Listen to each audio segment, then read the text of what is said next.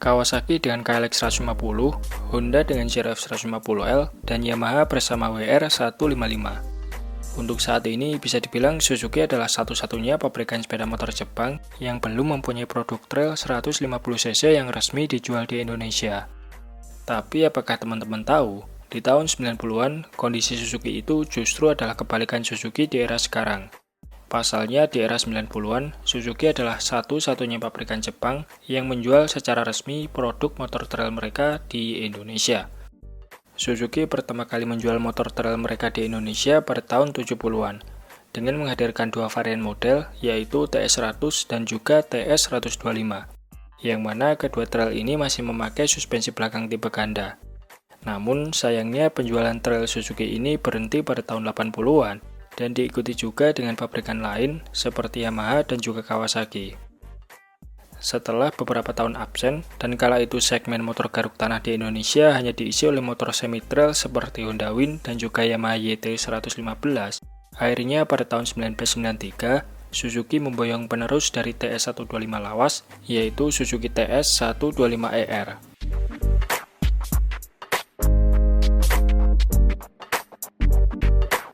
Motor ini hadir mengusung teknologi lebih maju dari pendahulunya. Salah satunya bisa kita lihat pada suspensi belakangnya yang sudah dilengkapi dengan monoshock. Karena genre yang diusungnya adalah dual sport, atau bisa dipakai di jalanan dan juga mumpuni untuk menjelajah medan off-road, TS125 juga dibekali dengan standar kelengkapan jalan raya seperti headlamp, sen, speedometer, spion, serta rak besi di bagian belakang untuk wadah barang bawaan. Secara tampilan, TS125 mengusung desain khas motor 90-an, di mana bagian lampu-lampu, panel samping, dan juga speedometernya mempunyai bentuk persegi.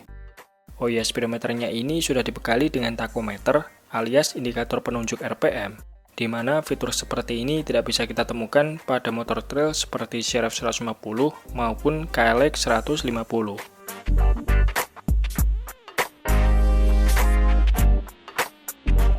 Untuk segi permesinan, TS125 dibekali dengan mesin 2 tak berkubikasi 123cc dengan bor 56 mm dan stroke 50 mm, pendingin udara, pengkabutan bahan bakar memakai karburator Mikuni VM24 mm, serta transmisinya 6 percepatan. Mesin ini diklaim mampu menghasilkan tenaga 13 horsepower di 8.000 rpm, serta torsi puncak 13 Nm pada 6.500 rpm. Tenaga tersebut dipadukan dengan bobot kering di angka 99 kg, sebuah bobot yang bahkan masih terdengar lebih ringan dari trail 150cc sekarang. Tak heran berkat bobotnya yang cukup ringan ini, Suzuki TS125 masih menjadi pilihan favorit bagi sebagian pecinta enduro di tanah air.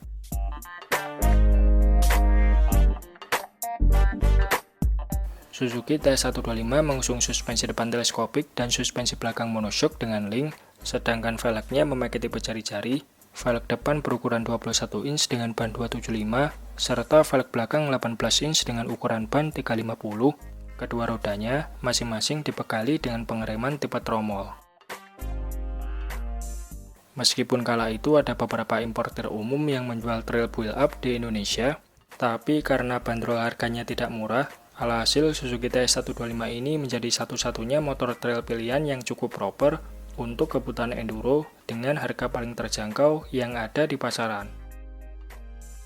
Meskipun pada tahun 2000-an mulai bermunculan juga produk motor trail buatan Cina, namun hal tersebut belum bisa menggeser popularitas TS125 di pasaran. Pasalnya secara spesifikasi, TS125 ini masih terbilang unggul jika dibandingkan dengan motor trail buatan Cina tersebut. Karena motor ini lincah dan bisa digunakan di berbagai medan jalan, TS125 sempat menjadi motor pilihan untuk kendaraan dinas polisi hutan, TNI, dan juga Polri. Bahkan kala itu mengendarai motor trail adalah kurikulum dasar yang ada pada materi pelatihan aparat negara. Maka dari itu, aktivitas kepolisian seperti patroli bermotor untuk mewaspadai para pengacau kerap kali mengandalkan Suzuki TS125. Tak heran, dulu motor ini identik sekali dengan sosok TNI maupun polisi.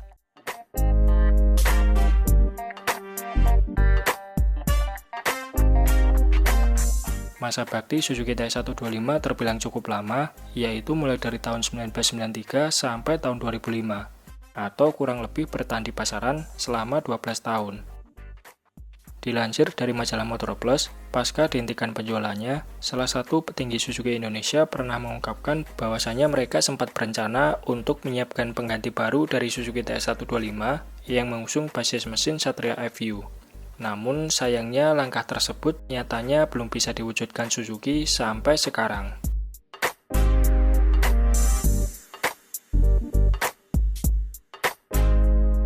Suzuki Indonesia sendiri sebenarnya sudah punya produk motor trail 4 tak yang bisa saja diandalkan untuk melawan motor trail pabrikan lain, yaitu Suzuki DR200.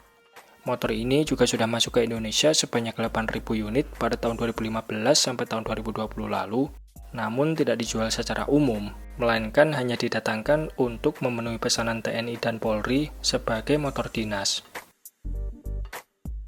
Suzuki DR200 ini dibekali mesin 200 cc yang diklaim mampu menghasilkan tenaga 20 horsepower dan torsi 18,6 Nm. Spesifikasinya tergolong cukup mumpuni, bahkan catatan tenaganya pun masih unggul di atas KLX 230. Lantas, kenapa Suzuki Indonesia tidak menjual motor ini di pasaran? Nah, ada beberapa alasan kenapa DR200 tidak dijual secara umum. Di antaranya adalah karena market motor ini terbilang lebih segmented dibandingkan trail 150 cc. Kemudian untuk supply unitnya juga terbatas, di mana Suzuki Jepang tidak memproduksinya secara masif, dan bahkan untuk supply unit yang dipesan di Indonesia saja harus memotong jatah untuk pasar Australia dan Afrika. Selain itu, karena status DR200 adalah motor CPU dari Jepang, otomatis harga motor ini dipastikan akan lebih mahal dikarenakan biaya pajak dan lain-lain, sehingga diperkirakan harganya bisa tembus mencapai 50-60 jutaan.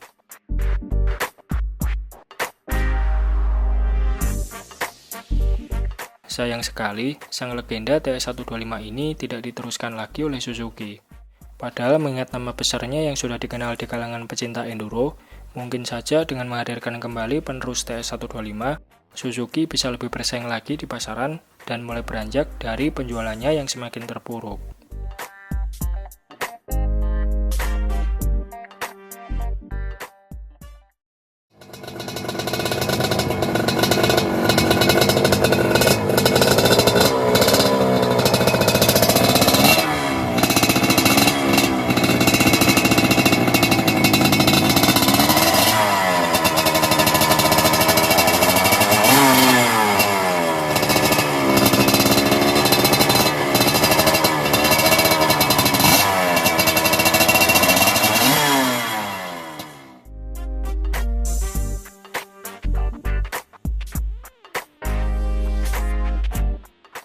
Oke, mungkin itu saja sedikit pembahasan kita di video kali ini. Terima kasih sudah menonton. Sampai jumpa di video-video Bang Rossi selanjutnya.